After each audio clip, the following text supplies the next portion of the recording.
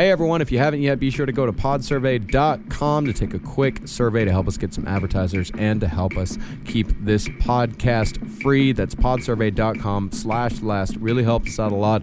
We appreciate every single one of you. There's no place to escape to. This is the last podcast. On the left. That's when the cannibalism started. What was that?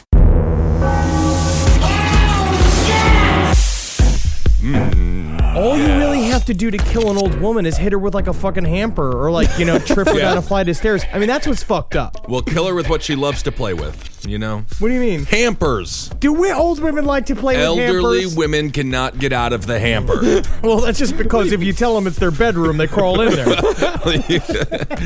Oh, Daco, it's so nice to be home. Oh, so dark and small. Where am I? Rolling her down the stairs. Where's Nana going on her trip? I just cashed Nana's fucking insurance check.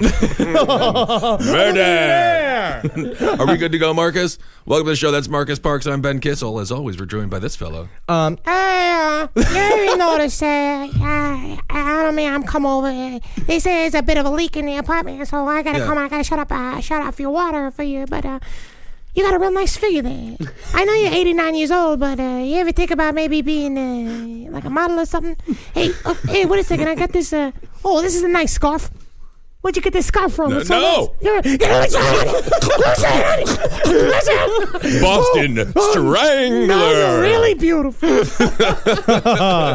He found ways to reuse things that other people might just throw away. Let's put it this way: he's the most recycling, environmental conscious, eco-friendly Boston Strangler. Rebranded. Use what you got, like the Native Americans. Yeah. Yeah, Albert DeSalvo did use every part of the old lady. I'm just saying. Well, now, if you kill her and you eat her, that's okay. That's okay. Because waste not, want not. That's right. That's what I always said. But as we're all going to learn in this episode, we're covering what we'd like to call the Boston Strangler murders. Yes. We don't know who the Boston Strangler is. I've got a pretty good idea. After we have done this research, every sort of bit of official line you will hear about the Boston Strangler, you're going to fucking shit your pants forgetting about it. Lies and nonsense, dare I say BS. And also, I think a good thing to learn for the ladies out there on this show is if a man who is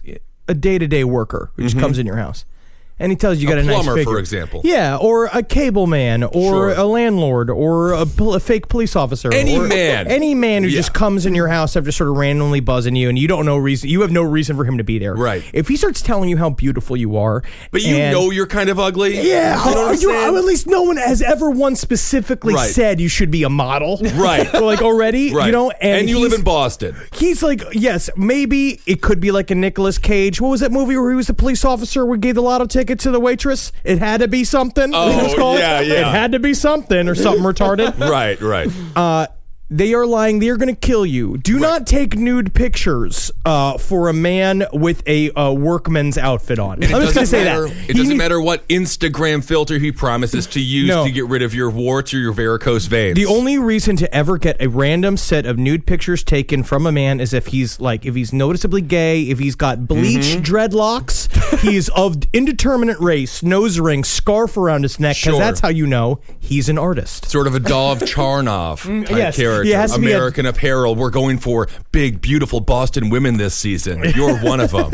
Then you can take some erotic nudes. We're doing an extra. It's a reverse psychology campaign. We're saying, look how bad they look in these clothes. Think about how good you look in these clothes when they're not in these clothes. And this has been another installment of how last podcast on the left just saved your life. Well, the Boston Strangler murders, it refers to a series of possibly up to 13, but most likely 11 murders. And 6 technical real murders. Again, I'm jumping ahead. You're jumping ahead. What's a fake murder to you, though? I just want to know. I mean, a fake murder is something. It's like, I want to have some meaning to it. Right. It can't just be for the money. Right. It can't just be for the fame and the glory. It's got to be because you woke up that day and you had the complete compulsion to murder. These occurred in Boston, in and around Boston, in the early 60s. Most of the victims were, well, I'd say actually about half of the victims, and in fact, the victims that were most likely the victims of the actual Boston Strangler were all old ladies, while the rest of them were young girls. Now, Now, to do what he did to old ladies, we're going to put this out there. Normally, when you see this happening to a string of old lady murderers, is that somebody's real mad at their mom. Yeah, sure. You know what I mean? And not like a mad and like a, I'm staying in my room, mom, slamming the door, listening to fucking Metallica on big, like, cans. Mad at your mom. Right. It's like a type of mad at your mom that you kind of want to take a bunch of forks and rip up her vagina up. Oh, yeah. You know, like a potato. Yeah. So the series of crimes, which are now united under the Boston Strangler label, began on June. Also, I love this as like an umbrella company. Like we have Nike, but we also have Air Jordans. And Air Jordans are technically Nikes, but they're also Air Jordans. They picked up Albert DeSalvo, but I also heard they're picking up 3 Doors Down. You remember that album? Oh my! Don't even bring them up. Don't bring them up. You know? Yeah. Yikes! That's the most horrific thing I've ever thought about. Under neck, make her a present. Make her a present for Jesus. Thank God white people aren't paid to express their feelings on radio anymore. Yeah. I'm much more into, I would take Lupe Fiasco any day over 3 Doors Down. So the first murder was on June 14th, 1962. It was 56-year-old Anna Slessers, who lived just behind the Boston Symphony Orchestra. Now, originally, the police told her... Just imagine her every night. She's like, can you keep it down? Hey, guys... I appreciate that there's art being made down there, but if I hear a tuba one more time, I'm gonna come down there with a crossbow. They don't have tubas and symphonies. I don't know. Yeah, when was the last time you listened to a Beethoven sonata? I don't love music tuba. for heaven. No, I didn't like that one. Not oompa enough for me. I love a tuba. It's not a song if it doesn't have a tuba beat. Mm-hmm. Well, originally, so her son found her, and originally police told her son that Anna had committed suicide. Of course, don't worry, kid. She fucking off this stuff. Don't worry, get out of here. Hey, it's $1. Go get me a cup of coffee. Thanks so much, kid. They told her that she had hanged herself in the corner of the bathroom door with the cord of her bathrobe. Her body had fallen to the floor, and the body lay next to the bathroom. Let me ask you if this sounds like a suicide.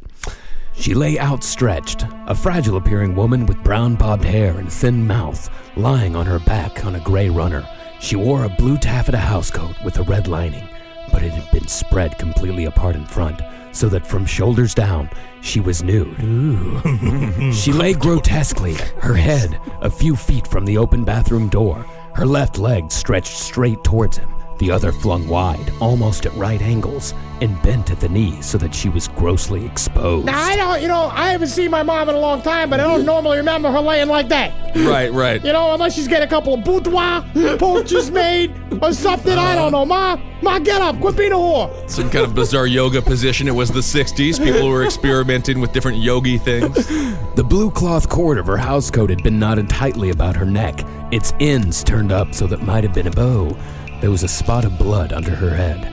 And when the homicide detective showed up, the cop on the scene said, "There's nothing to it, it's suicide." I'll tell you what, Tony, I bet you $5 is suicide. Hey, look at this. Hey, tongue on her leg. I bet she's not even dead. Hey, wake up.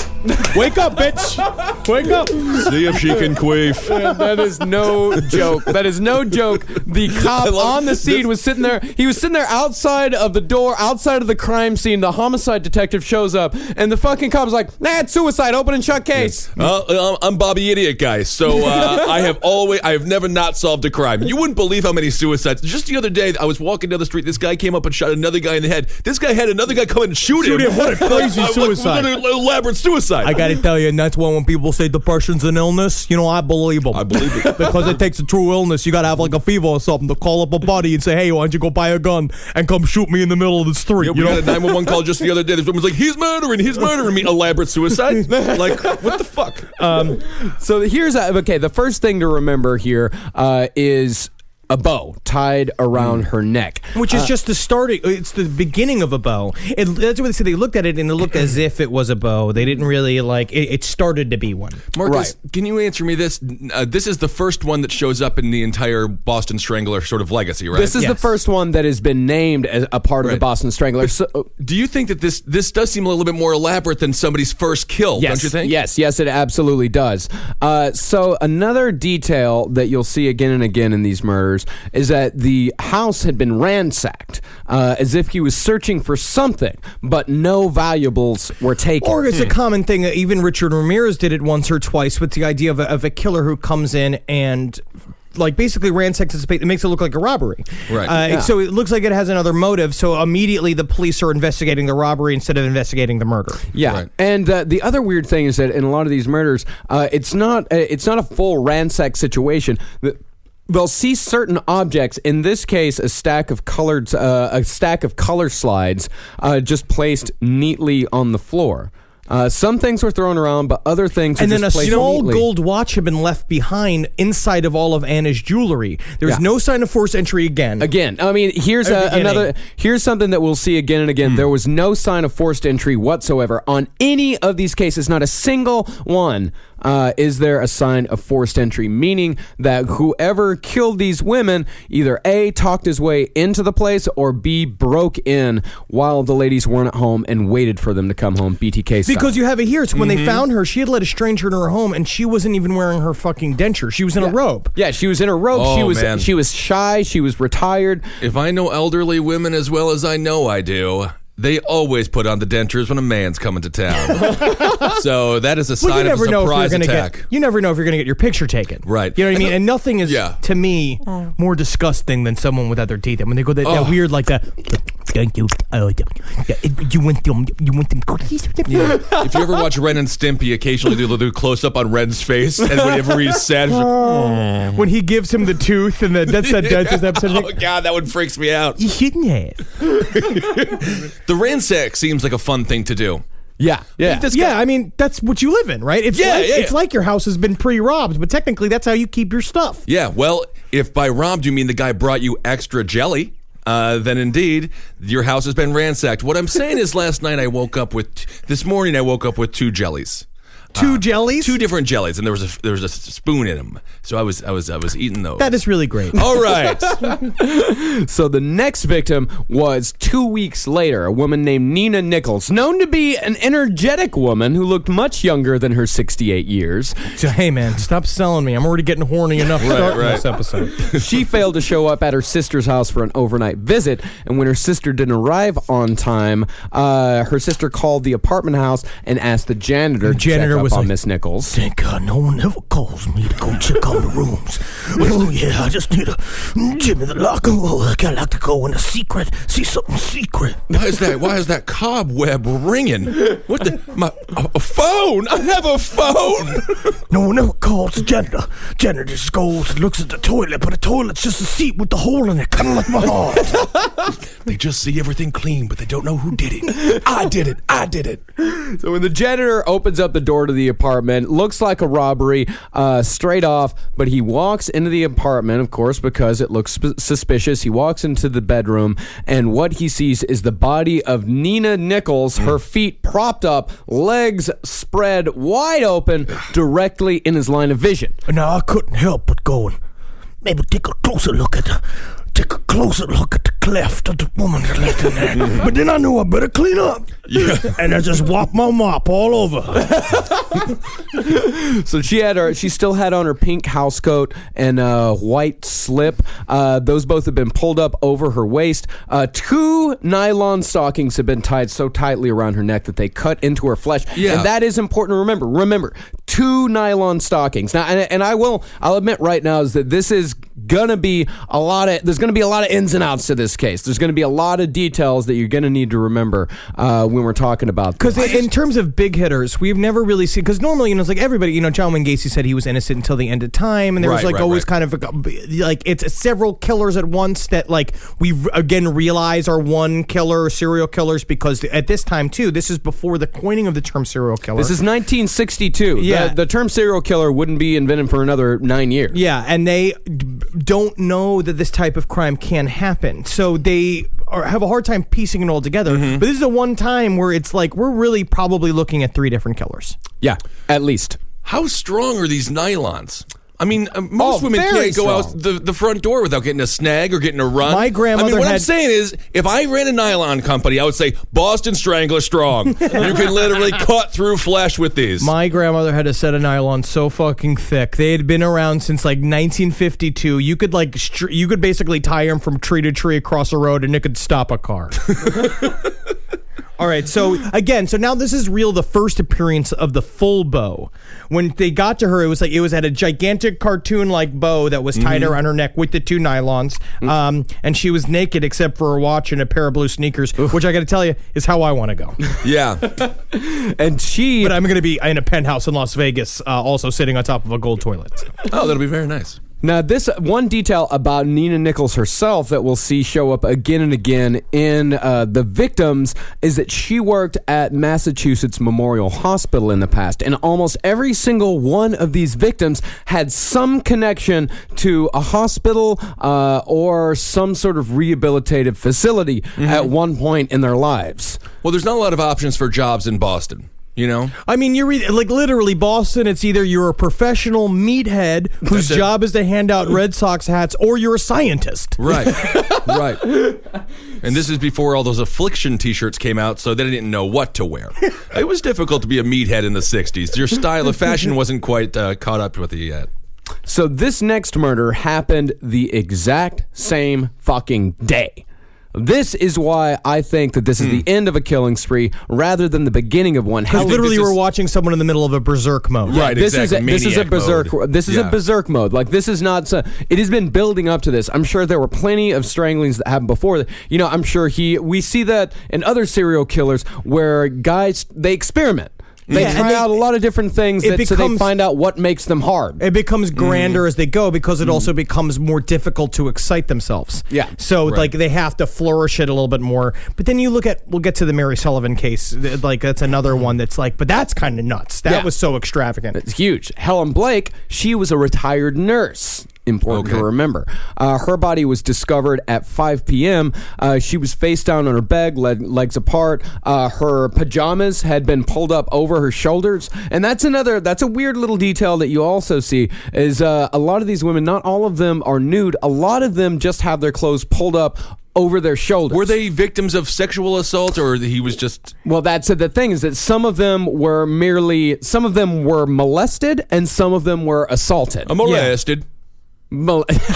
Sure, yeah. Murder Fist has forever ruined the word molested, which is a very serious word, and no one should ever laugh if somebody tells you that they were molested. But that's the first thing you hear when someone molested. Because Henry does a character where he is molested, and of course they turn it into a very funny thing. Me. Yeah. And that makes my life more uncomfortable. Yeah, Gardner. Yeah. It's a great sketch. Yeah. So some were sexually assaulted, others were not at all. Yeah, well, I mean, some were just molested. Well, yeah, some were just molested, which I think is.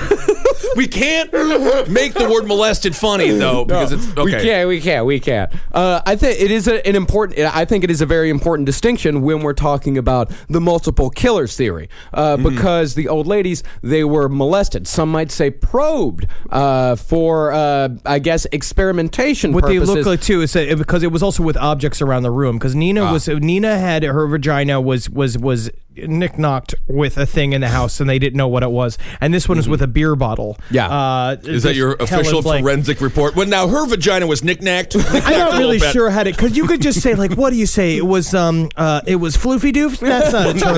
It was pokey doke. Dingle-bummed. Okay. So yes, her vagina was dingle-bummed with a beer bottle until it was all fucked up. All right.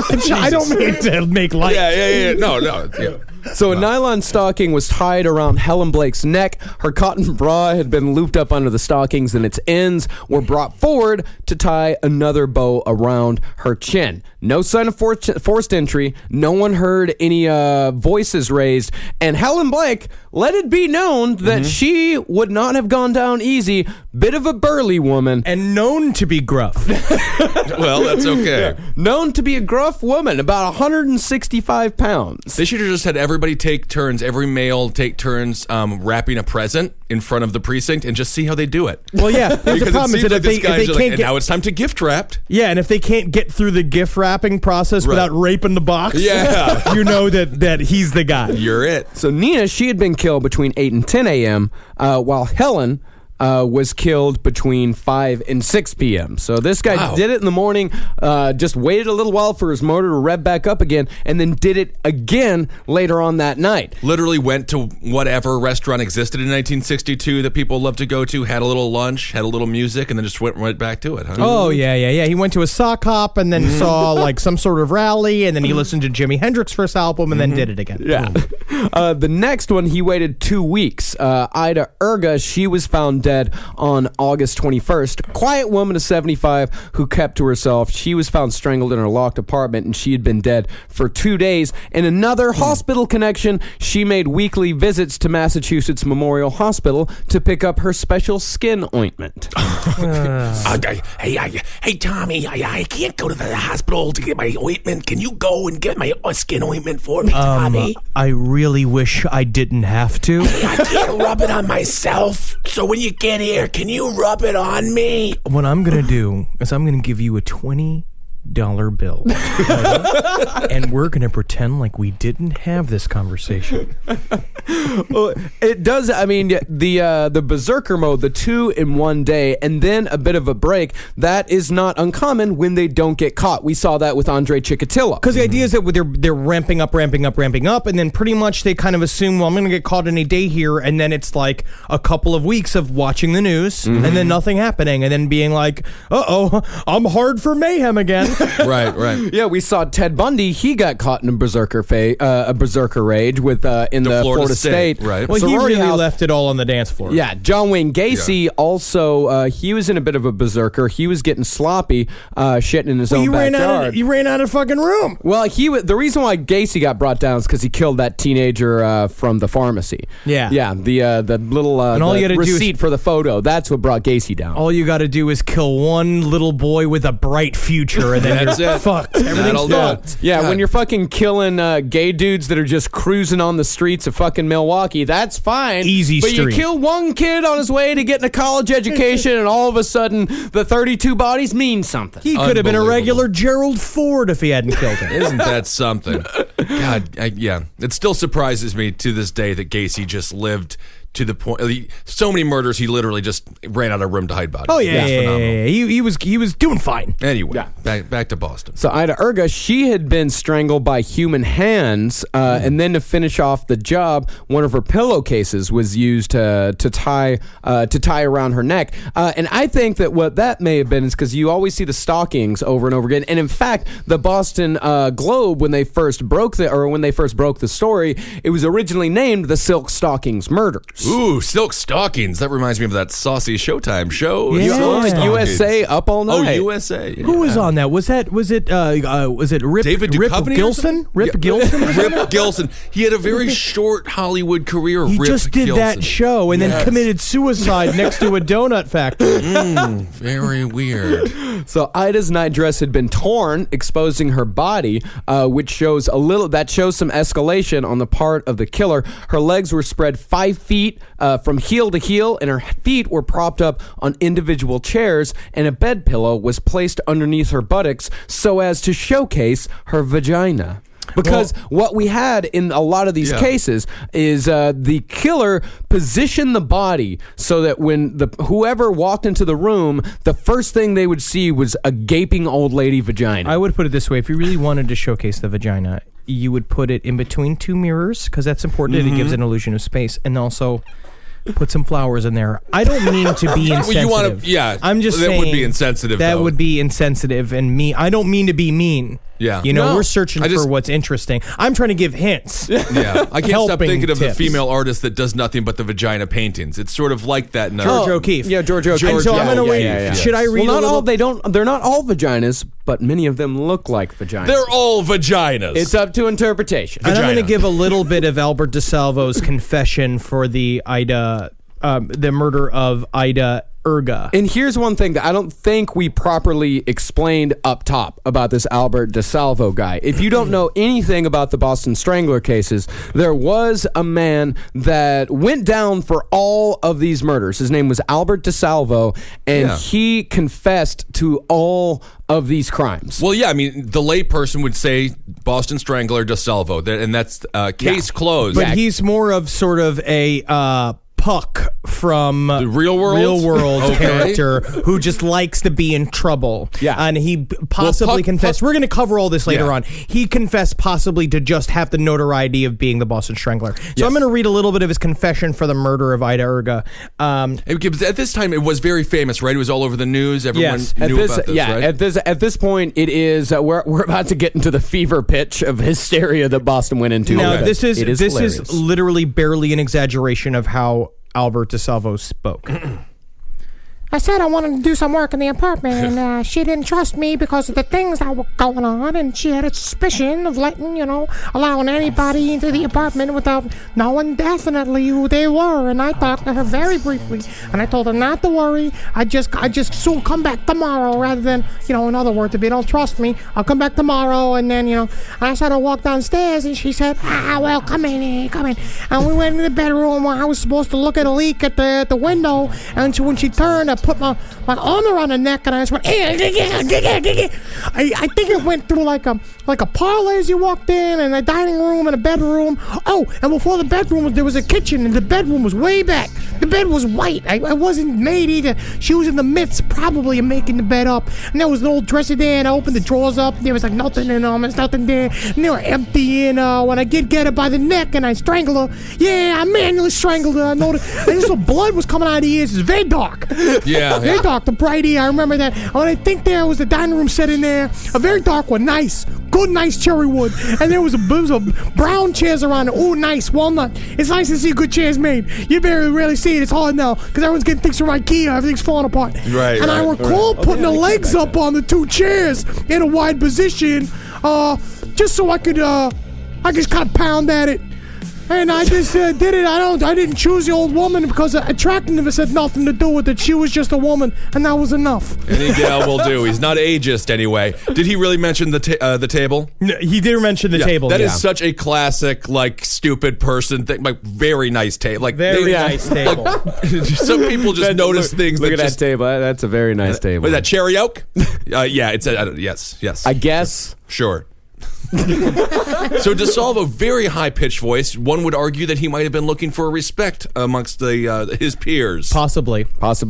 So 8 days later, Jane Sullivan, a fucking nurse again who lived alone, she was found strangled in her first floor apartment. She had been dead more than a week. Her body was discovered placed in a half kneeling position. Her face was down in the bathtub. Her face and forearms were submerged 6 inches in the water so that her buttocks was exposed. And what was really cruel was that whoever the murderer was also dumped a bunch of apples into the water. And I guess he must have confused her with this sort of, we're going to practice bobbing for apples. Well, you never know. The county fair is just around the corner, and you don't want to lose for the 13th straight year in the annual Boston apple bobbing competition. So again, her house coat had been pulled over her shoulders, but her girdle was pushed just above her waist. Her underwear had been pulled down around her ankles, and finally, she had been strangled with 2 of her own nylon stockings tied together, and there would not be another strangling for 3 months. It's just first of all, don't get into the healthcare business.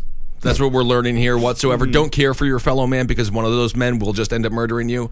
Second of all, no matter how unattractive you feel, there's always a man for you. There's always a man who's going to try and kill you just to get to your body. You think if you're a woman I've gone through menopause, I feel like I should be safe from sexual assault. Mm-hmm. And between then next thing you know, and the rise of Helen Mirren and what Meryl Streep can do, I think this just shows that life's not over when you're 40. No. I mean, unless you get killed. Yeah. And life's over when you're 40. Right. Yeah. So let's talk about Boston for a second. Let's talk about the general mood in Boston around this time. Now, Ignorant and stupid. yes. Okay. Now you remember that. Just remember that Boston was and still is, despite being, what they say, Taxachusetts, very liberal place. Boston was and still is a very conservative and puritanical town. Mm-hmm. Let's not forget how many witches they burned in Boston, and that sort of attitude has definitely prevailed to this day. It's very Bastards. conservative. So really, what people were freaked out about with these murders, it wasn't that women were being killed, it's that they were being sexually molested. The sexual nature of the crimes. That's what really It's a bothered very me. conservative town. And also, what we're going to see, too, is that when the murders switch to younger women, it's this fear, like literally, it could be anybody. Yeah. And there was, they said that they ran out of dogs. The city pounds ran out of dogs, and hardware stores ran out of locks because people kept buying locks. But what they didn't realize is it's like, they let him in. Yeah. So it's like, he's not breaking into people's the houses. second woman now, her door was locked from the inside, though, right? A couple of them were locked from the inside. And there's really no. Was he just like a Copperfield, a David Blaine type? Just like poof, he's out of there. It's possible that he got in through a window. Yeah. And I just had a fantasy of me and my wife back in Salem, Massachusetts, and they're taking her away, and I say, "That's not a witch, that's my wife." But they still take her from me, and I hate those goddamn Boston Puritan bastards. But then eventually, actually, it's kind of nice to be alone. She was kind of a witch. So mass hysteria had completely gripped the entire city of Boston. And not only were people afraid, but it seemed like the weirdos in Boston were kind of ratcheting up their act a little bit. At a local YWCA, the manager of a cafeteria reported a strange young man who would repeatedly try to strike up friendships and conversations with elderly old ladies eating alone. Hey, what are you doing there? Eating Jell-O? It's so funny. It's so funny. I was eating Jell-O yesterday. How you doing, huh? How's that dress? Ooh, scratchy. I like it. Oh, it's big on you, huh? Hey, I'm from Munkatonka. It's north of here. Yeah. Munkatonka. Yeah, but we go back to my house and we play hide your flip-flops under my bed game. Huh? Does sound like a fun game. On 6 different occasions, after this strange young man had finished his meal and left, the bus girl found razor blades folded up in his napkins. And this is really scary story. I love this. Yeah. The nurse who called the police about a prowler, she received a doll in her mail a week later with a miniature nylon stocking twisted around its neck with a note attached that said, "The police can't watch you forever." Crafty. It's very crafty. It's very Etsy-like. It's very fun. It's kind of like what we get here at the studio when people send us gifts. Yeah. But it's fun when we get them. And if you'd like to send us a gift, send it 1093 Jackson Avenue, Long Island City, New York. So tearful women also started calling police to report obscene phone calls. Men were murmuring lewd suggestions over the phone, or just doing the old creepy, heavy breathing and This then is hanging kind of up. like, it's like beetle fever. It's like when the killings started happening, there's a bunch of guys like, "Oh yeah, now we can all be creepy. Yeah, cool." Right. Yeah. Yep. Women were receiving calls from a man claiming to be a physician. Hello, my name is Dr. Mifflin. I want to check your heart and your breast. That's what he would say. He'd say like, "I want to check your heart." Let me come. When is the best time to Well, call? you've got to be a real doctor. You did call me and say My you name were. is Dr. Mifflin. What did I say? Did I say Mifflin. so funny? My brother's named Dr. Mifflin. Okay. I'll be coming over soon. Okay, that's great. I'll have my best nylons on for you. So one woman, she reported having seen a man in rouge and lipstick wearing women's clothing and high heels. That was just a Boston woman. They said it was obviously a man. It was very much a man. I don't know Okay. if it had the 5 o'clolock shadow or what. Well, it's always when a guy's like walking down the street, he's in a dress and makeup and stuff, but he keeps like flexing, going and like, Right, oh yeah, come and check these cinder blocks. I'd fuck me. Will you fuck me? I'd fuck me. He was wearing long white gloves, he had a full brown ensemble except for the long white gloves, and he was in her apartment building just riding the elevator up and down. That's And this was normal. not far He might from be where Nina autistic. Nichols. This was not far from where Nina Nichols lived, which that was the reason for the call. Otherwise, they would have just let him be. Number one, he could have been in the middle of some hilarious caper, like in Some Like It Hot, or he could have been David Bowie just doing new fashion. You never know. You never know. Also, a long-haired man named Psycho Charlie was arrested for prying dimes out of a parking meter. And some... I'm going to say, it's not so much psycho as it is like really poor Charlie. Really poor Charlie. I'm going to go with Psycho Charlie for the scare. It's the way he's doing it. It's because he's like, it's not like what he's doing. It's that him going like, I'm going to get this fucking parking meter. Screaming. It's just like, it's weird that he keeps calling it the F word and like prying out with a crowbar and screaming about how like the government's put microphones in his shoes. The crime is just sad. It's sad poor Charlie. And some women claim that he had been slipping obscene notes underneath their doors. It is a different time, though, man. At least you got a phone call. At least you got some personal attention. You get a note. Are you saying that the depersonalization of the internet is taking away some of the handmade crafting of assaulting and terrorizing women? Absolutely. Here's your e-holiday card, or here's your you might not be alive very long card, but show up. All you got to do is delete that off the computer, and he doesn't have to haunt you anymore. Yeah, that's fine. In another incident, a dapper, good-looking young man was arrested in a movie theater. His police report said the man apparently suffers from a form of sexual deviation. He has a climax from seeing the open toes of women in theaters or beaches. He carries a pen flashlight so he can see them in darkened theaters. That's Ben Kissel's thing. Yeah. Oh, yeah. No, I'm not into feet yet, but I'm trying to get there. The police were also called after a woman had seen a smiling, neatly dressed man coming towards her, and only after he passed, did she realize that out of his breast pocket stuck not a handkerchief, but the tip of a nylon stocking. Ooh, interesting. Very interesting. Again, just fashion forward. I think that's probably true, yeah. Old ladies were also awoken by phone calls in the middle of the night by a husky voice that said, "Darling, can I come over now?" Well, you sound to be about 300, 400 pounds. Yeah. Yeah, you bet. Actually, so if we could maybe reverse that, then I'll give you my personal address, and maybe you could stop by, because not exactly the most mobile these days. Sounds a little a little bit bedridden. And finally, a housewife in Brockton, expecting a friend, opened her door to a knock to find a stranger standing in front of her. She immediately fell dead of a heart attack from fright. However, the stranger was just selling encyclopedias. Yeah, now I'll never move A through J. Encyclopedias. Exactly. Oh, Encyclopedia Britannica. Remember that door-to-door encyclopedias before Wikipedia? That's how I learned what sex was. What a terrible thing to have to sell. Yeah, I'm just going to sell the heaviest thing I can. A fucking bunch of encyclopedias. We had a man come and try to sell us a new set, and because he came in, he was sweaty and really, really fat in a suit, and he was sitting in a thing, and it's like, because we already had one. He's like, look what you got over there. Those are old ones. Yeah. But I got some new ones. That's 1988 nonsense. And it was me just coming and being like, I have a CD-ROM with all of the encyclopedias and this one little thin disc of silicone. So you showed him Encarta? And you showed him the end of his job? I just got to move this last bunch. I'm living in a car I half own with another salesman. We have to trade. Sometimes he sleeps in the front and I sleep in the trunk, and then we trade every Wednesday. Oh, so sad to just watch your job become obsolete. So the police in Boston at this time have no clues whatsoever. I mean, they're just calling everything suicide. Well, no, they're just looking at these murders happening, and they don't know. They just think there's like they don't know. It's all coincidence. Yeah, because at this point in time, a homicide detective, and this is not just in Boston, this is all over the country. A homicide detective was always working on the assumption that the killer knew the victim. Mm-hmm. That the killer had some sort of connection to him. Random killings didn't even enter into their mind because really 99 times out of 100 they're right.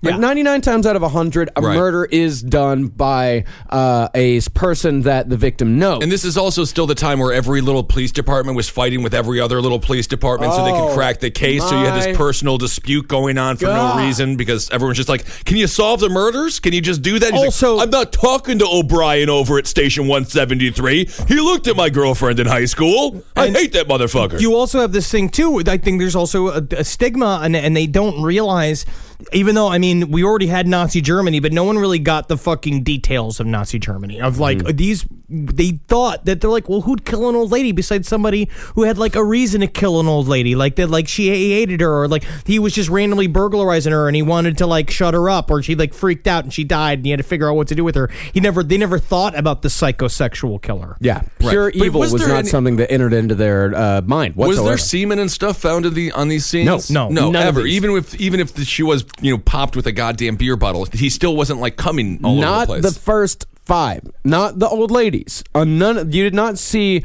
cum with any of the old ladies. You only saw that with the younger ladies, which is, I think, a very important detail. So now they hence sexually molested. Versus sexually assaulted. Now, all the sex offenders in Boston, so this is really interesting. So they just went through everybody and they tried to gather all the sex offenders that were in all of Boston, 18 to 40. And the big thing they were looking for is that the person suffering from a paranoia of mother hate. Which is very... Paranoia of mother hate. Which is a fucking killer album title. Oh, yeah. That is a direct quote, by the way. I took that directly from the police report. That sounds awesome. Yes. Special attention should be paid to persons suffering from a paranoia of mother hate. That sounds like there's like a garage band called like Lickable Toads. It's like, that's our first song, Paranoia of Mother Hate. The apartments were meticulously searched. All they came up with was a thread from a man's suit, a button, and a single human hair. That's all 5 apartments. God, it sounds like a cartoon, like amount of evidence. Like, they had no idea. It's the smallest amount. Okay, we got a suit. Oh, that's fun. We got a button. Oh, that puts on a suit. I make that a suit. And we got a... It's a single human hair. I don't even know if this is a man's hair. I don't even know if whose hair this be. This could be anything. It could be from a doll. We don't even have the machines that... I don't even know why we're collecting hair. Yeah. Right. Yeah, it doesn't matter at this point. Yeah. At that point, hair, there was no DNA tests or anything like that. I guess you could match it. It's like, oh, the hair is brown. He's got brown hair. Arrest him. And the police, they were, of course, very upset about not being able to solve these crimes. At the homicide division, concealed behind a screen in a small room, they had a wooden board. A length of rope had been brought through each hole and a knot tied to it. And if the board was turned around, you could see name tags have been attached to each knot. Anna Slessers, Nina Nichols, Helen Blake, Ida Erga, and Jane Sullivan. And you know that was like the new private fucking like Blake who shows at me like, guys, I have made a fantastic art project that I think that is really going to demonstrate what's been going on. I've got a little bit of wooden board, and then I tie these little knots for each one of them. It's a vision board. It's like it's a Lent calendar. I'll tell you, that Blake is a man's man. He's always surrounded by women. He lives alone. He's got that bachelor and lifestyle. And the best part is that if you open up one of the knots, I put a little piece of chocolate in there. And so if we break one of the cases, you get a little prize. You're opening up the knot. That's an incentive. So on December 5th, 3 months after Jane Sullivan, the pattern changes completely. We got a 180 here. A complete 180. Sophie Clark. She was an attractive black woman in her 20s. She was found dead. Now let's think about this for a second. The one thing we know about serial killers, we know lots of stuff about serial killers. One thing we do know is that serial killers almost always have a type. And they almost always kill their own race. Is it possible? Very rarely do you see people going outside of their own race, and you never see them switching it up. You never see them changing races. Right. Is it possible, like we were talking about with the black Almost serial never. killers, and I've had this conversation before, we call it the less dead, we've talked about this. Is it possible you also have grandparents, and we live in a society where young matters? The Iggy Azaleas of the world. Is it possible that there was a connection, the Iggy Azalea? Is it possible there's a connection between no one cares about grandmothers? He thinks he can also get away with just killing this young black woman? No. The type of degradation that was happening to the bodies of the older women were it's about the impulse. Because serial killers, they're doing it because they're telling their own personal story a lot of the times. They're illustrating either an event that has happened to them over and over again, and they're trying to take their revenge of that. Like, you know, like when someone says something stupid to you, and then you think about it like 3 days later, and be like, I should have said, you're the tart boy. Right. You know, I should have. But so it's that over and over again, where you're also going to see the nature of the crime change. It's like she was viciously sexually assaulted. Yes. Yeah, she was. So some people go to an interpretive dance, and some people just go through a series of different murderers. Yes. Some people write a one-person show, right? And some people become total murderers. I see. Yeah. So this girl, Sophie Clark, the other difference between her and the old ladies, besides the different race and the drastic change in age, Sophie Clark was 20. She also had roommates. All the rest of the women were single spinsters. They were, because that also goes into the theory that the Strangler broke in and waited for the old ladies to come home, or just waited for the right moment to pounce, whereas Sophie Clark, she had roommates. And how many roommates?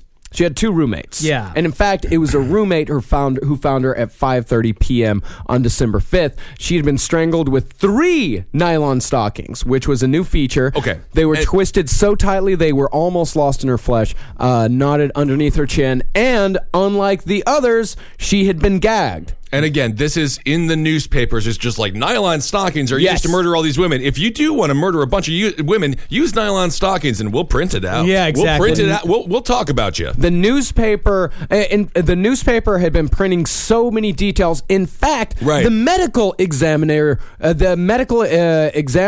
was feeding information to the newspaper. And they put up these huge, really feeding all details to the these newspapers. huge charts that featured every bit of information about each crime. And it's because they were getting a lot of buyers. People were buying the newspaper because they were really paranoid, and they wanted to see that their lives didn't match what the victim's lifestyle. There's like a Zodiac killer type thing happening as well, and this is before Sudoku, so everyone's just like, I'm going to solve that Zodiac situation. Well, they just did it to fill space. It's also the most compelling thing that's going on, and everybody's concerned with it. Right. And everybody's scared. It's fear sells papers once again.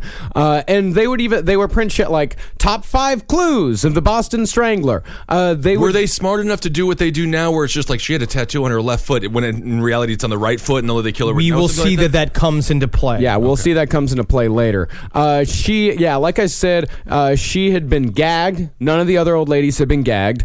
She was nude. She had been violently sexually assaulted. Because the rest of them had just been molested. Yes, all the rest had just been molested. And unlike the others, the killer ejaculated into the crime scene. They came on the rug. That's major. They came on the rug. They came on the rug. It's like the Big Lebowski. Yeah, really tied the room together. Yeah. And you also wouldn't see semen until the very last victim, which will also, that little detail right there is very important. Now, and the thing about her too is that she was known as, she had a boyfriend out of town. Yeah, and that when she was discovered, she'd been writing her boyfriend a letter. But she was this very conservative but attractive woman, she was like saying, but basically, she had been known by her friends as someone who's very wary of men and would not open up conversation with men randomly on the street. But something happened in the conversation because he was let in again without a struggle. But then there was a report later on of a man downstairs in the building at 2 p.m. that day, basically saying that the super had let him in to paint the apartment. Yeah, and again, we're going to see him in green workman pants. Yeah, he's wearing green pants. That is very, very, very important. And the other important thing is that when the woman let him in downstairs, or the woman was talking to the guy in green slacks downstairs at Sophie Clark's apartment, the guy remarked about how attractive her figure was and asked her if she ever thought about modeling. But when the woman told her, hey, my husband's asleep in the other room, keep it down, he told her, hey, I made a mistake. Actually, I need to paint the apartment down the hall. I'm out. So another young woman on New Year's Eve, a few weeks later, her name was Patricia Bissett. She was 23. She was found dead in a locked apartment. Again, there were 3 stockings. Again, she had been violently sexually assaulted. And 6 women were dead by the end of 1962. And there was still not a single viable clue. Now, so 2 young, 4 old. Yes. No, 2 young, 5 old. 5 old. So now we have up to 7. They are now looking at this. They have no idea. No clue. Where to go. And literally, so far, suicide is the closest they've come. Yeah, they have no idea how to link all this together until they decide to call upon the paranormal. Oh, I love it. This is like straight out of a comedy, straight out of a movie, what they do next. Enter the psychic Paul Gordon, a short, heavy-set man, broad with brown eyes, partially bald, and in his early 40s. And I got to tell you about where I got this information from. There's a fantastic book about it's just called The Boston Strangler. It's by Gerald Frank. I downloaded a PDF of it online, so it does exist if you want it. Yeah, and I got the paperback in one of my weird bookstores. But it is one of the best true crime books that I've read, and I don't know how long. It's really well written. It's very entertaining. And I got the majority of my research from The Boston Strangler by Gerald Frank. So pick that up. If you want to know more about this, then yeah. Get that book. Are you looking to get strange stares at the bookstore today? Go with the Marcus Park selection of The Boston Strangler. Well, that and Bury My Heart at Wounded Knee. Those are the two best books I've read. And that's history. And that's there's something. So Paul Gordon, remember, short, heavy-set, broad, partially bald, early 40s. He spoke with a distinct lisp, but was always confident in his words. That's good. Confidence can sell. That's all. So that's what it's about. It's confident or very loud. Yeah. I love that he's partially bald, right? So he's just like, bald. well, that's why I put that comb over around. Yeah, still not. I'm never described as fully bald. And through a series of events too long to go into here, he came into the service of Detective Phil DiNatale, who now considered the Strangler to be his personal enemy and was willing to try anything after months and months of dead ends. I love revenge. Yeah. Oh, you know, him just boiling in the road. Just like, this goddamn Boston Strangler's had it out for me, and I gotta tell you, I will not rest until I catch him. They were like, hey, Phil, could you just get the fuck out of my office? You're driving me nuts. I love it. He's about personal enemies, so it means something to him now. Oh, yeah. So Gordon, in a series of visions, in a series of sessions that he had with Phil DiNatale, he described the crime scenes in extreme detail. He described layouts of the apartment. He described paint jobs. He described placement of furniture. Very, very good detail. And I'll tell you, one had a great oak table. Great oak table. Good oak table. So nice. It's nice. It's a nice quality. That's what I like. It's like it came from upstate. Yeah. That's just nice. It's like a farm made it. Like some kind of farmer made it, and he did it. He put squashes on it. So this is how, what will follow here, this is how he described the Strangler himself. I picture him as fairly tall, bony hands, pale white skin, red bony knuckles. They're bony. Oh, yuck. It's like he's a skeleton. His eyes were hollow set.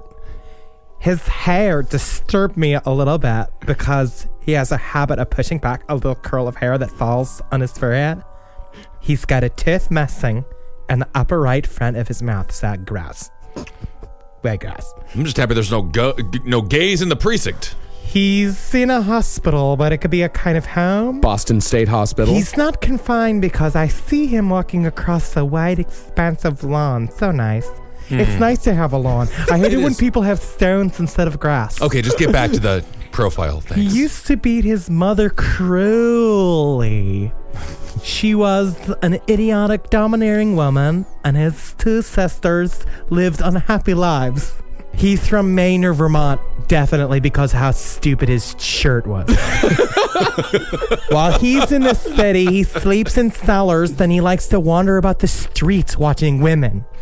You see, this poor fellow is in continual search for his mother, but can't find her because she's dead. Oh, that's very sad, very difficult to deal with. So after this description, DiNatale brought out a stack of photographs of men who had been caught mugging women in the area lately. Gordon picked a man who we don't know his name because he was never actually formally charged with a crime. We're going to call him Arnold Wallace. He looked at the picture, he put his hand down, and he said, "This is the man I see. Either he's the Strangler or his twin brother. And if he's not his twin brother, then I must be Mary Ellen, the woman that taught me how to sew when I was 9. Isn't that something? So happy we brought you in. So this guy, Arnold Wallace, I would say that Arnold Wallace is the best suspect for the old lady Boston Strangler. Because also it's also sort of the Occam's razor thing of just being like, maybe it'd be cool to say he's the murderer because of his 6'2", clay-colored skin, horse face with long arms that seem to reach his knees. Ghoulish man. He was confined to Boston State Hospital but had ground privileges, which meant he could wander the grounds. Yeah. So he's an ape so man he's not who's confined. Yeah. Not really. Right. Yeah, Loosely that's confined. what We only let- Gordon said. We only let the ugly ones roam. You know? It's like, what is wrong with this We hospital? really just like to have the big scary ones out on the lawn. Yeah, and so that matches up with one thing that Gordon said. That's the first match. He said that he's not confined because I see him walking across a wide expanse of lawns, Boston State Hospital. Arnold Wallace, he had escaped after being collared for a mugging and had been in and out of Boston, sleeping in cellars the night of Ida Erga's murder. Why didn't they pursue anything with the guy? We'll get to that. All right. His records show that he had beaten his mother in the past, who is now dead, and was known to, quote, brood about sex. A former landlady who roomed with Arnold's mother recalled how Arnold would frequently beat his mother for her welfare And that checks, is just- and in fact, Arnold most likely killed his mother himself. Now, there's a lot of problems you can have with a roommate, Right. but I feel like a big one would be if you continually watched him beat the shit out of his own mother. Yeah, you got to stop that at some point, you know? Listen, man, it's cool that you drink the milk, and it's cool that you finish my last Coors Light in there. Don't mind. But I fucking can't watch you beat your mother with Yeah. that tire iron anymore. She is old, and she is your mother, man. You got to respect your mother, dude. How he most likely killed her. She was lying in the hospital recovering from surgery and was found almost immediately after a visit from Arnold lying unconscious on the floor with the various tubes with which she had been fed and given plasma torn from her body. Right. She died a week later. Listen, I remember one time for Christmas, I asked for a pair of bongos when I was like 10 years old, and instead my parents got me a pillow. And I tell you right then, if my mom was in the hospital and she had a bunch of tubes in her, I would have ripped them right out as well. I understand. Pulling out the tubes. Would you have thrown her to the floor as well? Would have had to. Yeah, well, you didn't get your bongos, so that all makes sense. Well, Arnold said that she was sleeping when she left. There were wooden slides on each side of the bed that would have prevented her from convulsing enough to fall onto the floor. God, Boston, everyone is killing everybody in Boston. And not only that, but Arnold was the only one of her children to oppose an autopsy. No, we're not gonna do it. No, I would do it. I would do it. And no, of course, no criminal charges were ever filed. Crack fucking job by the BPD. What do you think? Why is that? Is it because nobody cares about the old people, or is it because they're just too lazy to do their job? Or I think back in the it's day, a you just lot. had to find the person holding the knife still inside of the victim. Like that's pretty much Well, it's the only actually- way you could get somebody. What we're for going to murder. see with this whole case is that the confession is what seals it, and Right. we're actually looking at sort of like a Russian system where it's like the confession's everything. To them, a confession is what you can use to sell the fact that you caught the murderer to the public. Yeah. It's not actually about solving the case. No. It's about Oh, getting yeah. people off your back. I mean, they almost have negative alibis. And he said, like, people are like, I did it. And his friends were like, no, we were hanging out all night during that murder. He's like, no, I wasn't with you guys. I was killing people. I promise. So Phil DiNatale, the detective, willing to try absolutely anything, he took Paul Gordon and they went to visit Arnold Wallace at Boston State Hospital. And strangely enough, Arnold seemed to recognize Paul when the two walked into the room. That is rough. That is very odd and strange. Paul. Hey, good to see you. Glad you came by again. Suck my dick. Suck my dick again. Did you guys ever have a relationship in the past? No way, no. Oh, well, you did. No. No way. All right. So you never did anything sexually with the man. No, Arnie and I never have fucked. I've got to get. Let's just not talk about it again. So when asked questions, Arnold mostly wouldn't respond, foolishly grinned, or uttered non-committal words. He did answer two very important questions. The detective asked him, Arnold, tell me, do you like women? Do you like girls? Oh, yes. I like women. I like them very much. How about old ladies? Oh, I like them too. I like to hug and kiss them. And it says that his Yeah. face grew dreamy as he said that. Well, the last way you word. say you love women does sound. It sounds like you want to kill women. Yeah. And that was all they got out of Arnold that day, but the psychic had described Arnold with disturbing accuracy. Now, Long. Arnold, let's get a couple of facts about Arnold. Very low IQ, somewhere between 70 and 80. Okay. But that does not mean that he cannot be an amazing serial killer. Yeah. Look at Gary Ridgway. We have so many underperforming in school, great in the after-school programs killers. Like the Dress, people that were like, right? he was built for the one thing. It's like Babe Ruth, yeah, he's not going to design the fucking rocket, but he's No. going to hit home runs. That's right. Dress for the job you want. There's always something for you to do in this world. That's why you should always wear blood-soaked overalls. You want to be a serial killer, look like one. Outside in. That's right. Now, while he did have a low IQ, he managed to escape from Boston State Hospital 5 separate times, and all 5 coincided with stranglings. Interesting. Yes, very interesting. So the time frame completely matches up with the 5 elderly women that were murdered. And during his escapes, and this goes back to some of the details that Gordon gave, Arnold also broke into the house of the Good Shepherd to see his sister, a mentally subnormal delinquent. Yeah. He once said to the Mother Superior, and you saw this with Fred West, you saw this with Ed Gein, he said, "You don't have to worry about the Strangler. I'm the Strangler." I'm sure there was some... and later he said, just joking. But he said that directly to the Mother There's Superior. always joke. Jimmy, and I'm going to say it... Okay, let me say the name right. Is it Saville? I think it's Jimmy Savile. Savile. Okay, Savile. Jimmy It's Jimmy Savile. You know, he used to always joke about it. It's not like I'm having sex with all these underage kids, or what I am going to. These jokes are occasionally very serious. They're called cop jokes. It's called a cop joke. It's where everyone laughs about how guilty they are. Yeah. Right.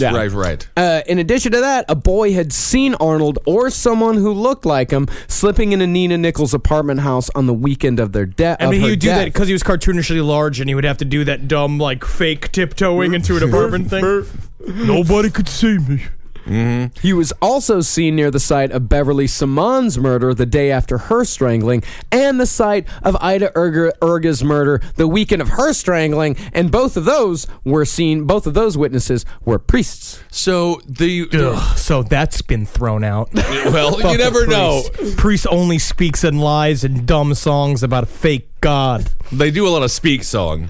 They do a lot of talk singing. But Arnold, bit of a tough nut to crack. Not only was his IQ between 60 and 70, he was also psychotic, mostly non-communicative, and he had no ability to differentiate between fantasy and reality, which made polygraph testing impossible. So but also, but perfect for working at an Arby's. Oh, absolutely amazing. Yeah. So this is like the checklist where they're like, "Yep, psychotic. Yeah, has no idea what reality or fiction is. Let's have him roam.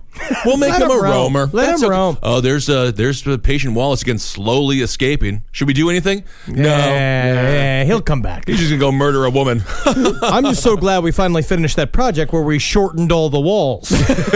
Finally, Why'd we can we do get some that again? sun in here. It's nice to get the sun in here. My house plant's looking great. Oh, that's awesome. There was one attempt at communication by Arnold. A psychiatrist said that Arnold had once told him, "I want to talk to you about the stranglings." The doctor, though, was unable to talk to him immediately, and by the time he got back around to asking Arnold, "Hey, what was up with the stranglings?" Arnold refused to ever speak to him again. The psychiatrist did say that despite his low IQ, he believed that Arnold was fully capable of this sort of crime. Of course he's fully capable. He's a moron. He has moron strength, and he doesn't think there's anything wrong between.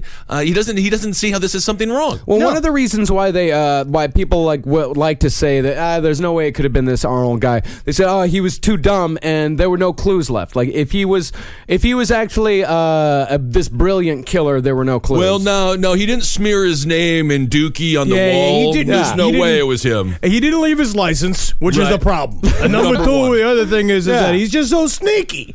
Yeah, and there was nothing actually connecting him directly to these crimes. Then the cops couldn't possibly imagine that this dullard could fucking outsmart the BPD. And also, the Boston Police Department from 1962, real tough group of people to outsmart. We all know the secret abilities of the mentally handicapped, with their bones being like sponges. I've heard they that. can fit under doors. So they don't need to break in places. So Arnold, of course, they couldn't charge him with anything because the only thing they had was the word of a heavy-set lisping psychic. Yes, very excitable psychic. And eventually, Arnold would be moved to Bridgewater State Hospital, where one Albert DeSalvo was held at the same time. Just hanging out, and they were lunch buddies. They did a lot of stuff together, and apparently they started the Origami Society. Oh, isn't that something? Which is very nice. You got to do something in prison. He kept making nuts.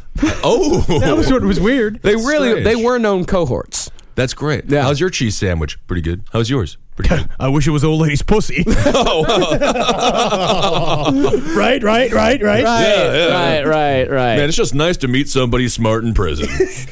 The next victim, she wouldn't show up for another 5 months. Beverly Samons, 23. She was found by a friend on May 8th. And the only link between almost all of the victims, Beverly, she had a loose connection to the hospital.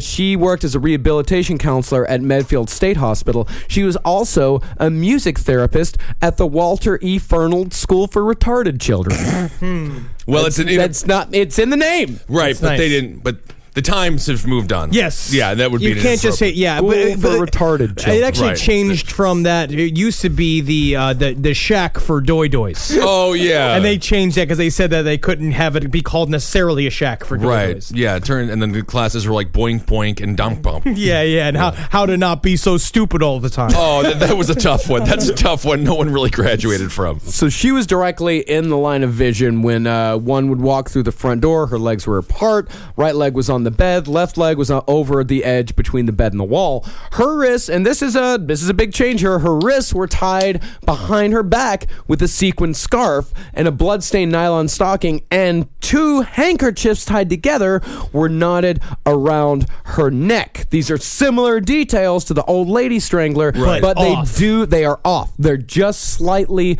off. So you think? So this is where you come up with your 3-person theory. Yes. Yes. And also we're looking at this too. Possibly 4. Possibly 4. And she was stabbed to death. She was actually not strangled to death. The nylons were the scarves now Right. were tied around her neck, just sort of like ceremonially to make it look like that. But she had been stabbed, and a part of their reasoning of why she was stabbed instead of fucking choked to death was that they said because she was a music teacher and her throat muscles were too strong to be strangled. Yeah, so I've he heard got that. frustrated and started stabbing her. Yeah. That is one of the dumbest things I've ever heard in my entire life. It is fucking stupid. Well, we would hang you, but man, you talk a lot. Your throat muscles are just really tough. Really tough. I mean, I'm just distracted by how your muscles in your neck are flexing like it's a quad. All right, bring in Steve the Stabber. Oh, is it my turn to execute? I haven't been called on for years. Yep, she was stabbed 22 times. Oh, wow. 4 in the throat, 18 in the left breast, where the stab wounds formed a bullseye design. That's an odd one. And that is completely different. That is completely different. And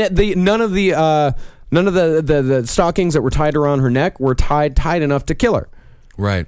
So it literally went from a person tiny nylon and strangling somebody nylon so soap, hard right. that blood came out of their ears. Right. Like Yeah. literally someone who's Like got a the fence? sexual... Basically, Right. the reason why there was no cum on the scene was probably because it's like, not even be ridiculous, there was cum in its pants. Yeah. Is that this Sure. it was about he's a process killer. Chikatilo. Where we talk about Right. normally, like there's product and process killers. Whoever was doing this is a process killer. He likes to kill. And so it's all about that thing. The idea of stabbing somebody is still in the line of a process killer, but it looks like, again, there's a distance effect. Strangling is the most intimate way to kill somebody. It is the most, it's you body to body against somebody, physically struggling with them, and it's very intense. It's like sex, because you're up against somebody, you're literally physically together, like slapping bellies while you're fucking looking in her eyes. Just fucking all right, rolls. don't go into I'm your just saying- sex life. It's disgusting, Henry. Nobody wants to hear about that. Now, the next victim, Evelyn Corbin, she is the first elderly victim in over a year since Ida Erga in August of 1962. Well, it's kind of like when you take a break from smoking weed for like 4 or 5 days, and then you smoke it again, you get real high. Tolerance break. Yeah, but then you just watch Netflix about this is about murder. So on September 8th, 1963, Evelyn Corbin, 58, was found sprawled across her bed, still in the blue nightgown and gray housecoat she'd worn to breakfast 2 hours before. I don't want to victim blame again. No, please don't. If you want to be safe, you got to stop dressing so sexy. They were wearing robes. I'm just saying, if you want to be safe, just don't do that. You know what I mean? Supreme Court I think justices wear robes. It's not saucy. Again, yeah, I watch it. Yeah, how many times I'm hard watching C-SPAN? If you don't put on a robe, if you really want to do, what I want to say is, if you don't want to be raped, ladies, is you got to wear a shirt that says, "Hey, don't rape me." All right. Well, that's not a good shirt. No one's gonna buy it. So returning to form, she had been strangled with 2 of her own nylon stockings tied together at the throat with an extra half hitch, known, this is no shit, as a granny knot.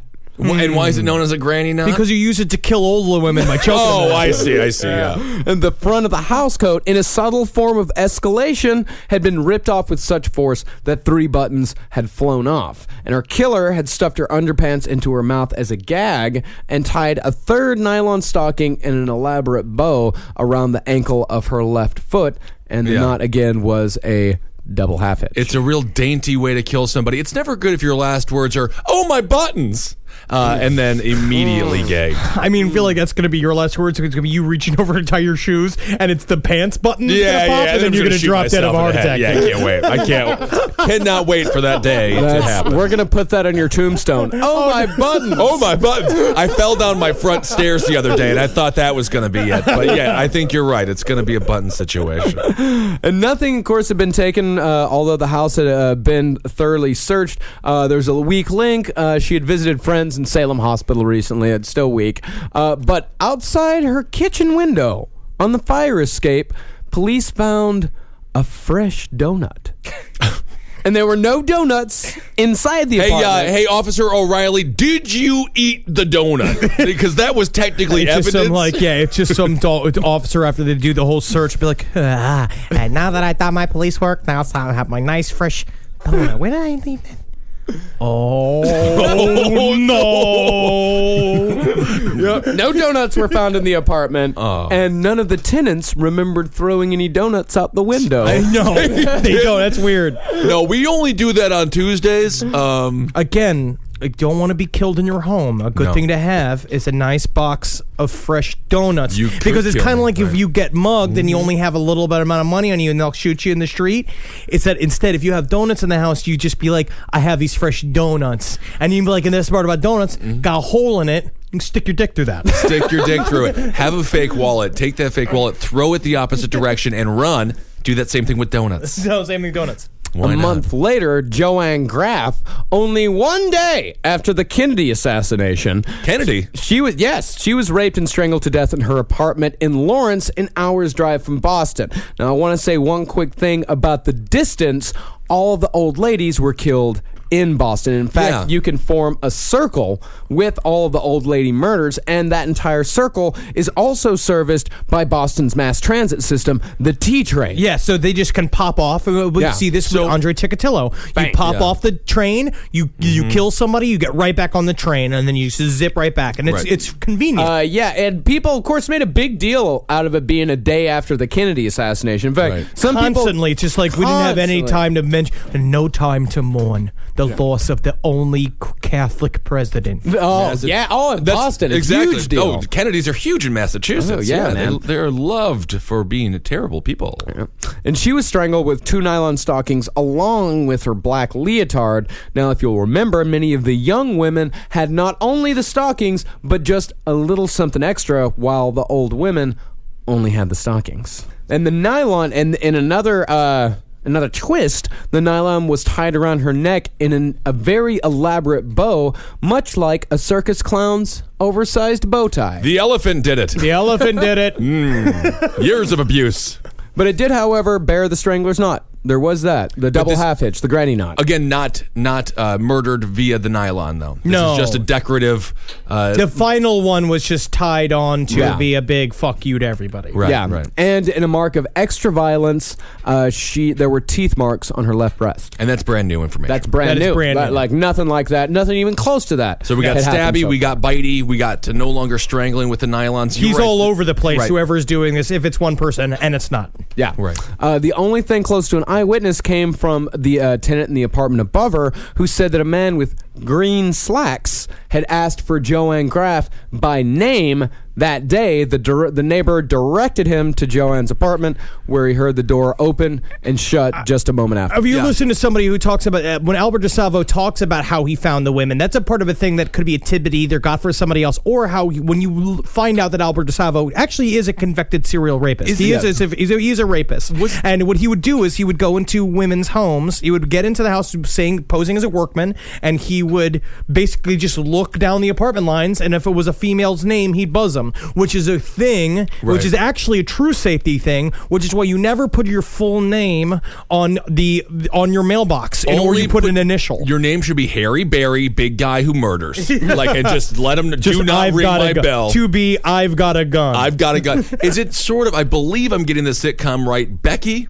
They replaced the daughter halfway through the sitcom. And Roseanne. And this is pretty much, it seems very, you're looking at the same character, but you're like, it's a little off. Everything's a little bit different. Yeah, right? something's a little different. And she's cuter. I know that she's Yes. The second Becky was much cuter. I like the first Becky better. She was a better more authentic. Yeah, she was a better character. Because she would just. But you know what we were getting here, to continue with the analogy, is cuter. It's just a bow. It's just more fun. It's just a bow. Yeah, you know? yeah. And another strange incident involved a neighbor down the hall who, after hearing a person outside her door, noticed a piece of white paper being slipped underneath her door. The paper then moved slowly from side to side and eventually withdrew, followed by the sound of footsteps walking away. It was a mouse. And the way what that is it's reflecting light from the inside. Basically, you go in to look to see if there's anybody home, and if it lights up, like you go and you can like look and see if it lights up. Then is that weird that I know that? No, it's very interesting. No, I mean it's the type of things that we know. Yes. Yeah. So the last victim. I think that she should have just put a little donut crumb on it.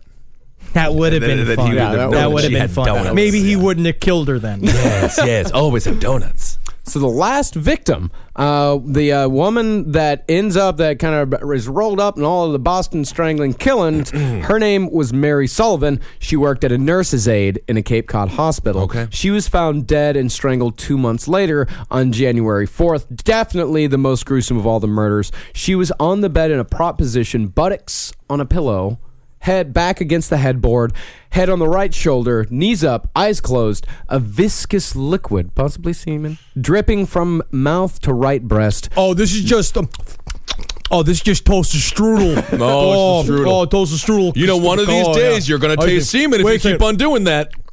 Actually, that's semen. That is semen. All right. She was naked and a broomstick handle had been inserted into her vagina.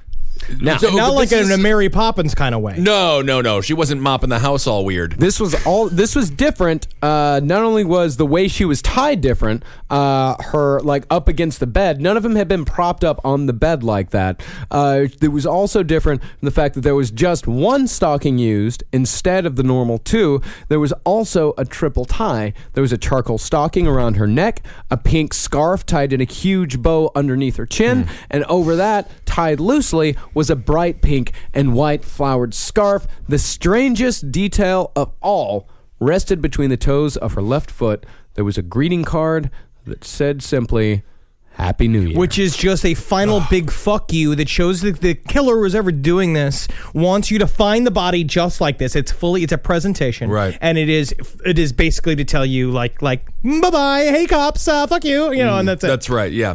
You know what? It was one of those, he didn't really wish us a Happy New Year at all. This is ironic. This is terrible. This is rude. This is opposite day. If you wanted us to have a Happy New Year, you would have left this woman alive. Yeah, she would have been. I wouldn't be working right now. What's the total time span here?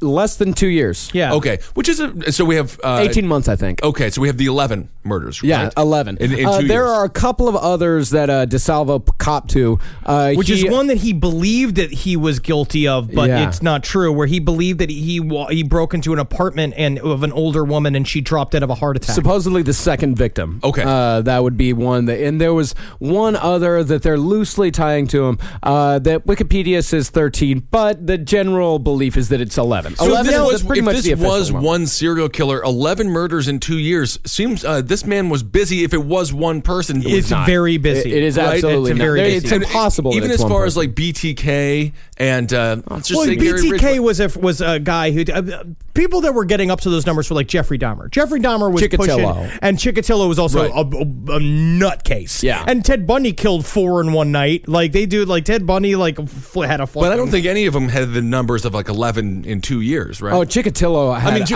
had like 20 in a year. Anyways, you're talking American? Yeah. Probably not. Maybe Ridgway. But we are looking at somebody that. So this is possibly not one person. Here's my theory. I believe it's 3. At least 3. I think there's one guy that's killing the old ladies. Sophie got killed by her ex-boyfriend. Yes, Sophie, and I believe there was one guy that killed the old ladies, one guy, possibly 2, that were killing the young girls, and Sophie Clark was killed by a jealous ex-boyfriend. Which one was Sophie again? The black girl. Right. She was killed because her being black is, I think, a very important detail. I think that's what takes her out because of the racism of Boston cops. Also, it's just about sexual because predilections. They get locked into a groove of what they like. Yeah. That's what killers do, and that's why it's always the same. Unless, Gary Ridgway was just whoever was a prostitute. Yeah. Whoever was and available. Dahmer would kill different races. Dahmer. I mean, he was much more liberal because of his lifestyle. Oh yeah. So now we're going to see. But most of his victims were black. But it does seem like that these kill at like one black person in these types of killings doesn't make any sense. Right, Sophie Clark. right. It seems like Sophie Clark. One, there was the semen on the rug, meaning she was sexually assaulted to completion. And 2, the fact that it was kind of tied too tight around her neck because the stranglings were done by hands. Mm-hmm. And we're also going to see in Albert DeSalvo's play where he was truly convicted of multiple rapes. Is that it was.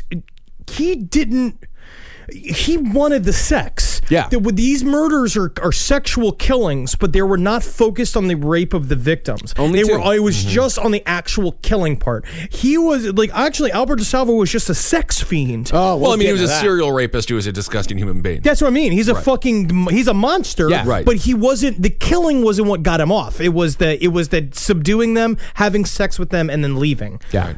Awesome. Yeah, so part 2 is coming up. We're going to get into the investigation. We're going to start off with the Bottomley Commission. The Bottomley Commission? Yes, the Bottomley Commission. We're going to go there. We're going to there's another psychic coming up, one of my favorite guys ever. Love this little fucker. We're going to get to the bottom of this case. Yeah, we're going to get to the bottom of this. And we're going to get into DeSalvo, the Green Man, the Measuring Man, and what comes after. Yeah, That's don't awesome. open that door for anybody you don't recognize because you may just get molested. That's right. Yeah, only put something very aggressive and always have donuts in your house. And Always put have something donuts. very aggressive as your name on all of the buzzers. So follow us on Twitter. Yes, at Ben Kissel, at Henry Loves You, at Marcus Parks. Go to the Facebook page. Everyone's having a wild time over there. Wild time. Yeah, and we've got the T-shirts. Yeah, go to cavecomedyradio.com/last podcast on the left to get your T-shirt. Also want to give a shout out to my friend V in Atlanta. She actually got attacked in the street and she's doing fine, but I just want to say I love you and I miss you and I will see you soon. Yeah, that's awful. Yeah. Terrible stuff. Terrible. It was terrible. Yeah. Rate and review us on iTunes. Thank you. And what a hell of a week for CCR. I want to thank everybody out there. Roundtable, Last Pod, Top Hat. There's a couple of other shows from Page CCR. 7 has been great. All in the top 200 on iTunes. Yeah. Killing so it. Marcus Parks, you are owed a round of applause. Nah. Not on this podcast. Not on this one. Not on this one. Of course but not. thank you guys so much. Thank you. Yeah. You guys are doing, Yeah, so please Go rate listen and to all review of us. Yeah. go to all of our shows, rate and review us. We got to 61, but we got to 58. We got to 58. We got to 58. Yes, Well, sir. let's get us to fucking 48. Let's get us to number 1. So go rate and review. Tell your friends, no matter how creepy you sound, tell everybody you can about the podcast. That's right. We got to bump Mark Maron out of there. We Hail can't just be Satan! sad middle-aged Satan's going to do it for us. Satan Yes. will do all for us. Hail yourselves, everybody. Heil Geen, and don't forget, we're coming to the United Kingdom on March 23rd. Go to gigsandtours.com and search Last Podcast on the left to get your tickets. Hail me or I'll come to your house and eat Oh my your God. cereal. We'll talk to people. Do not. So no one's hailing you now? Yeah, that's fine. That's fine. I wish you would. Please do it. Plenty would. For more shows like the one you just listened to, go to cavecomedyradio.com.